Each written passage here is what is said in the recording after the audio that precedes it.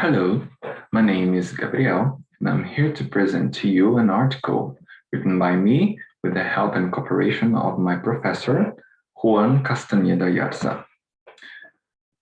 The article is entitled Pestle Analysis and the Macroenvironmental Factors that Influence the Development of the Electric and Hybrid Vehicles Industry in Brazil.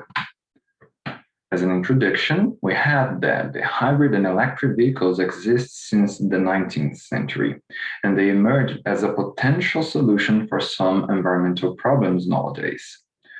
Autonomy and costs are one of the main concerns in the automotive industry, which is very important in Brazil also. Brazil has a clean energy source made of 72% renewable energy, and also a government which supports for sustainable industries to meet clean energy and future demand. We are going also to see some organizational macroenvironments. The automotive industry in Brazil has a fleet of more than 45 million vehicles by 2019 and is in continuous growth since then, 2016. Electric vehicles have superior energy efficiency in comparison with other sources, 60 to 85% efficiency compared to 20 to 25 in auto cycle engines by gasoline and or 40 to 50% for diesel engines. We are going to use the PESTLE framework, which is an acronym for political, economic, social, technology, environmental, and legal. That there are the segments of the macroenvironment that we're going to analyze and identify factors to show opportunities and threats in the intended strategic actions to the decision makers to take and help them to evaluate the macroenvironment.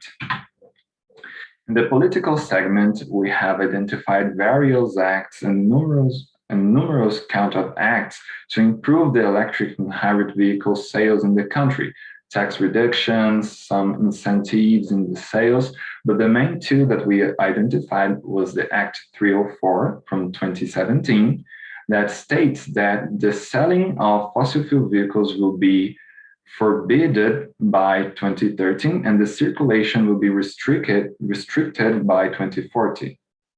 The Act 9616 from 2018 promotes tax incentives like IPI, tax on industrialized products reduction. It also has incentives in clean and renewable energy that also helps the industry. In the economic segment, we've identified a 17.5% shrinkage in the industrial transformation sector, a GDP retraction of 9.7% as the second quarter of 2020. The automotive industry has a retraction by 50% in 2020, and fossil fuel vehicles has a 38% drop in sales. We've stated also low energy usage due to pandemic, about 60 gigawatts. It's an average of a 14% reduction in the consumption.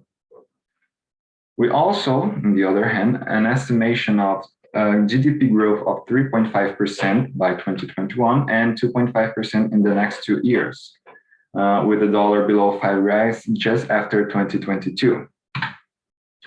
In the social demographic segment, we've identified that Brazil has a population of more than 200 million inhabitants.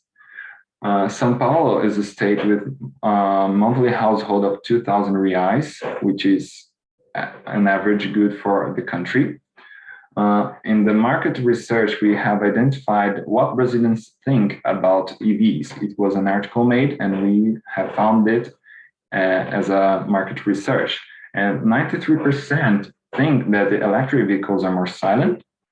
80% believe that they are promote a pollution reduction, and 78% believe that they are more technological. Although 79% of the population believe 300 kilometers is not enough for long trips, and only 16% thinks that the charging infrastructure in the country is adequate. It also is stated that cost is a main concern in the population. For example, in the nowadays price is only 11% of the respondents we're going to buy a car by this price. But if the price were the same of fossil fuel vehicles nowadays, 49% of the respondents will definitely buy one. We also have that due to inequality, the prices for classes C, D, and E, the majority of the population, are still high. We also identified an article about future generations that stated that millennials are driving less, younger people tend not to buy cars, and because of Generation Z is the super connected one, they are predicted to drive less and use more car sharing apps like Uber, BlaBlaCar, for example. And there are also less money available for them, but as they evolve in their careers, maybe this could change in the future. In the technology segment, we have that the car models are evolving for greater autonomy, and we have identified a project to install Cooper wires under the asphalt, which has an absorption power of the electric vehicles of 40 to 5%. In Brazil, we have the current voltage of 220 volts.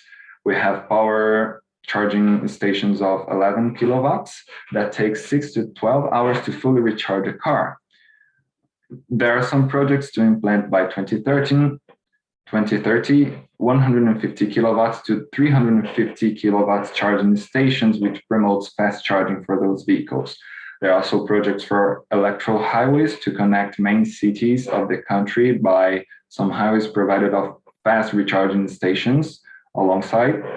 And we have also stated that not many vehicles are made for cargo and logistic purpose, which we have identified. In the ecological segment, we have identified that the electricity generation in Brazil is 83.4% renewable, made with the majority of hydroelectric, wind, biomass, biogas, and centralized solar, in comparison with the rest of the world that is only 25% renewable, as you can see in the graphs. We also stated that the government is to maintain incentives in renewable energy resources due to meet some environmental agreements. And we also stated that clean energy production cost has reduced. It has a reduction of 13% in solar photovoltaic panels, 11% in hydroelectric plants, and 1% in wind farms by 2020. There's also a study about production chains that stated that combustion vehicles emit 229 grams of CO2 per kilometer, as electric vehicles emit only 118 grams of CO2. It's almost the half of what combustion vehicles use, and 50% of it is in its production process. There's also a concern about the composition of the batteries used in the electric vehicles and the capability of being recycled and the post-consumption of those batteries. In the legal segment, we have identified that there are import tax rates reductions from 35 to 0% in the importation of electric vehicles, and a reduction from 35% to 7 or 0, depending on the engines installed on some hybrid cars. There are also 50% discount on motor vehicle property tax in some states of Brazil. Most of the laws are under development in the political scenario, so they're not already available, but they are under development. As a discussion with those macroenvironmental factors is scanned, we've shared these factors that we scanned with some experts, some academic experts like mechanical, electric, and chemical engineers, economists, and management PhDs. They helped us to identify the potential opportunities for the industry in Brazil, and it's the circulation restrictions, big metropolis consumption, autonomy increase, and fast charging stations.